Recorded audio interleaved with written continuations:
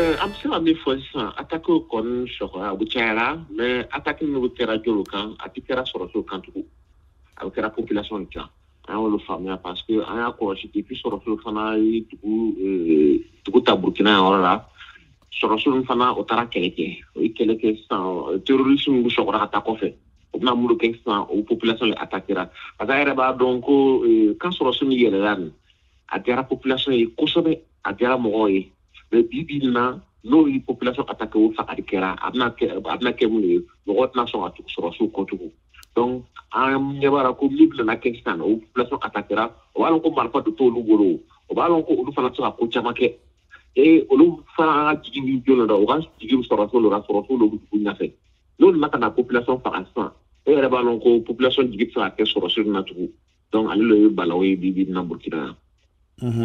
Président Damiba sera Seyitenga Arabalon mais a sɔgɔtɔ sɔrɔsi minnu bɛɛ tun bɛ o sɔgɔra n'a ye ka dugu nin to tugun a lakolon mɔgɔw bɛ mun fɔra ale kɔrɔ don bon min kɔni fɔra an kɔni y'o mɛn ko a taara kuma population fɛ fɔlɔ a taa kumaw fɛ ko fagari cayara a nana a bɛ essayer k'o dusu suma dɔɔnin mais k'a fɔ ɲɛna ko min bɛ dugu nin na olu bɛna organiser ka na attaque kɛ a kɔni fɔra ko sɔrɔsiw minnu taara o bɛɛ sɔgɔra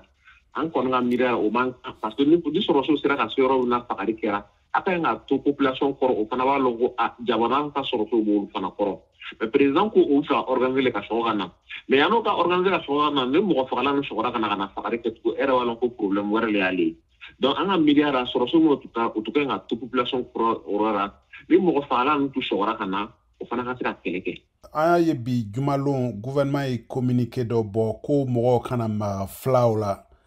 i bɛ se ka dɔ fɔ ale ko kan. e b'a dɔn siya bɛɛ mɔgɔ jugu bɛ yen mɔgɔ kolon bɛ yen mɔgɔ ɲɛnama fana bɛ yen siya bɛɛ a siya tɛ yen i bɛ se ka taa fɔ ko nin siya na mɔgɔ ɲɛnama tɛ yen ou bien nin siya na mɔgɔ jugu tɛ yen maintenant Burkina bɛɛ b'a dɔn fila dɔw kɔni bɛ yen o kojugu kɛra mais an tɛ se ka ta ale ma k'a fɔ ko fila bɛɛ o ma an teriw ye filaw ye o an dɛmɛbaga dɔw ye filaw ye donc bi na an tɛ se ka sɔn ale ko na o bɛ siya kelen ta k'a kɛ siya kolon ye n'an bɛ ale ko na an tɛ se ka bɔ nɔgɔ la ale tɛ se Burkina yɔrɔ la ni mɔsow bɔra yen filaw ka ca ni bɛɛ ye e ka miiriya la ni fila min bɛɛ tun kan ka wuli Burkina k'o bɛ kɛlɛ kɛra an tun bɛ se n'a tun bɛ kɛ guerre civile de ye donc bɛɛ kan ka min dɔn c'est que fila minnu wulila k'o bɛ kɛlɛ kɛra nin o man ca ka se minnu bɛ Burkina ka côté la donc an man ka kuma k'an ɲɛsin siya nin bɛɛ ma an k'an kumacogo kɔlɔsi